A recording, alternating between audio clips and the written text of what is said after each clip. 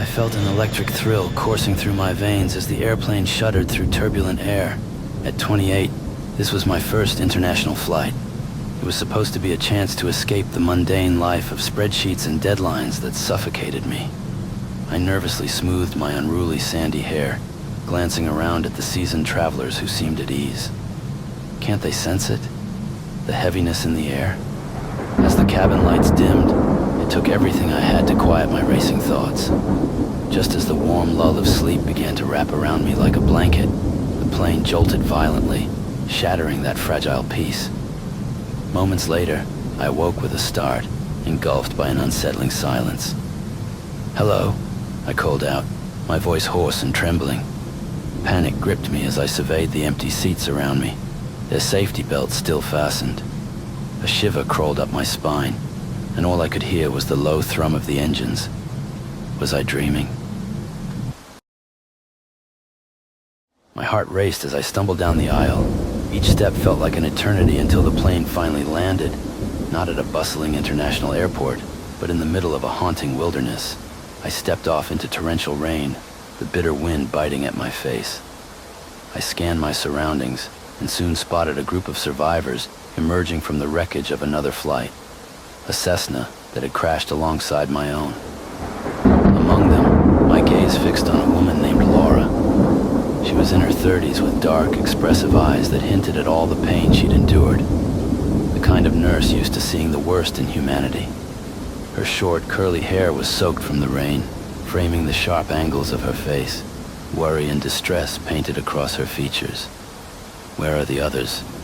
Her voice, though strong, quivered.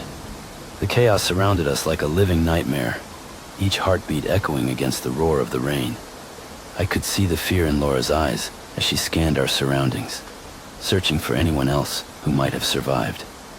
Then, from the shadows of twisted metal and debris, a rugged man stepped forward, his face dirtied but determined.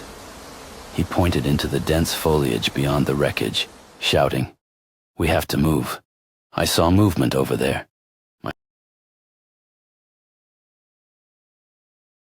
I shared my experience, and as we spoke, a soft child's voice interrupted the tension. "I'm Samuel," it said.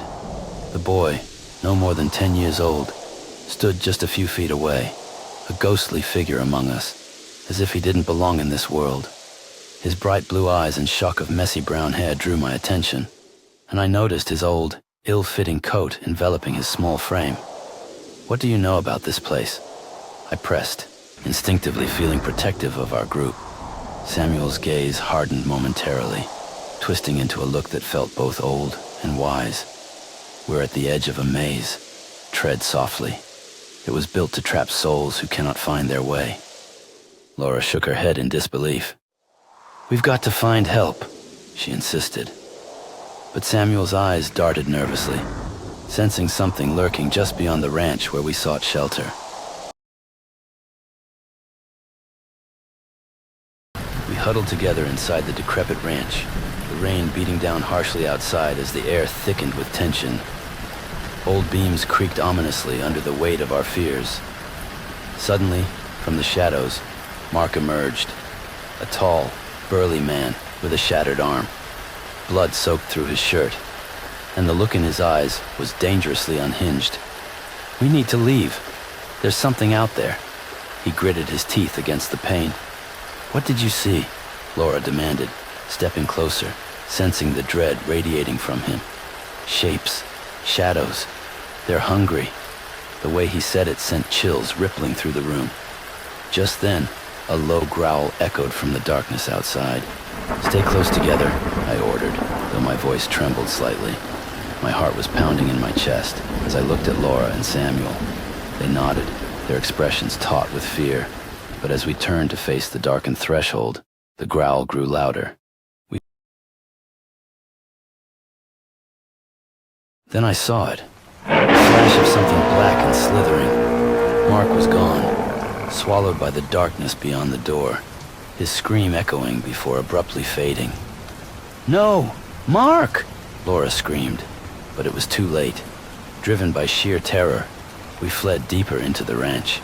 seeking refuge behind a flimsy wooden door that trembled against the storm. As we barricaded ourselves in, the atmosphere shifted. My mind raced with thoughts of survival. What do we do? I gasped, glancing between Samuel and Laura, both visibly shaken. We have to face the maze, Samuel said, his voice steady. Only there can we find a way out. But we must stick together. If we get lost, we might not come back. With hearts pounding, we glanced at each other, adrenaline surging through our veins. The dimly lit hallway stretched before us, a portal to the unknown. We could feel the weight of the darkness pressing in, thick and suffocating. We need to move, I urged, flicking on my flashlight to pierce the shadows.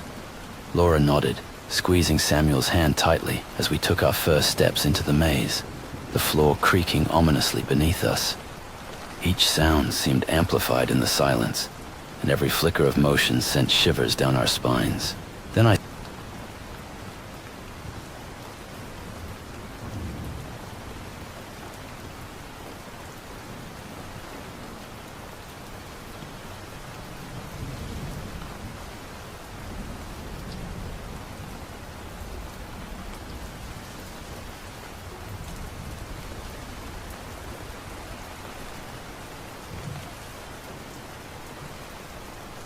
Dread weighed heavily as we finally gathered the courage to venture out.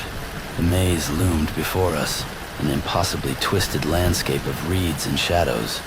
Each step felt like unraveling a fragile thread, pulling us deeper into darkness. The air felt dense, suffocating. The very fabric of reality felt like it was slipping away.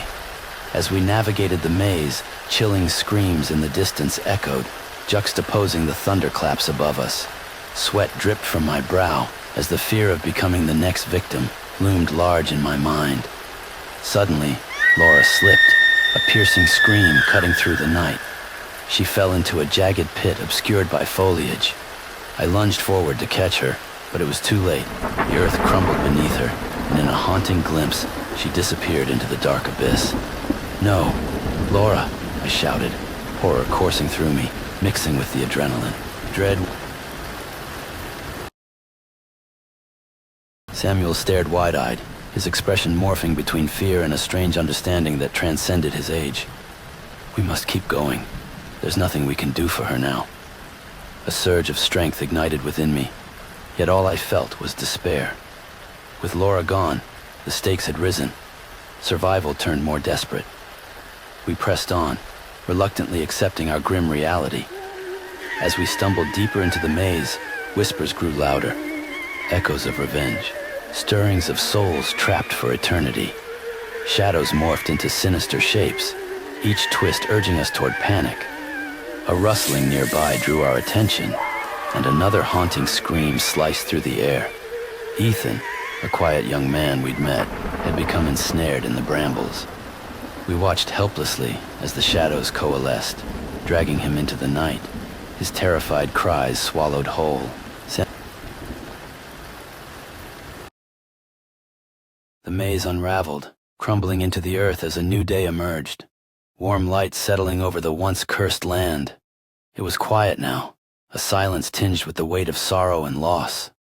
I stood among the remnants of our journey, remembering Laura, Mark, and Ethan. Their sacrifices would never be forgotten. Holding tight to Samuel's hand, I offered a haunted glance. "What will happen to you, Samuel?" "I'll go back," he said, his ethereal form shimmering in the dawn light. "I have fulfilled my purpose, guiding you through the darkness, but the legacy of those we lost will remain with you."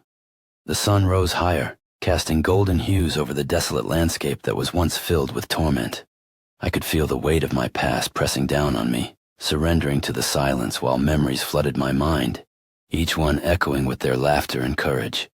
In the distance, the silhouette of a city emerged, a beacon of hope and new beginnings amidst the despair. I knelt among the ruins, my fingers brushing against a locket, the faces of Laura, Mark, and Ethan smiling back at me, reminders that their spirits would forever guide my path. A lump rose in my throat, emotions swirling within me, grief for the friends I would never see again, yet a profound gratitude for Samuel's guidance. "You saved us," I whispered, my voice barely breaking the quiet. "We wouldn't have made it without you." With a gentle smile, Samuel stepped forward, his light growing brighter. "You've learned to face your fears, David. You've transformed your pain into strength. Now it's time for you to shine, to carry their stories and help others who are lost." As the first warm rays of sunlight broke through the remnants of the darkness, Samuel began to dissolve into a cascade of light, shimmering particles swirling like fireflies in the air. "Remember, you carry us with you. We are forever part of your story." I reached out, desperate to grasp the fading figure of the boy who had shared wisdom beyond his years. "Samuel, wait, But his voice echoed gently through the air, intertwining with the rustling leaves. "Take care, David. Let your light guide others."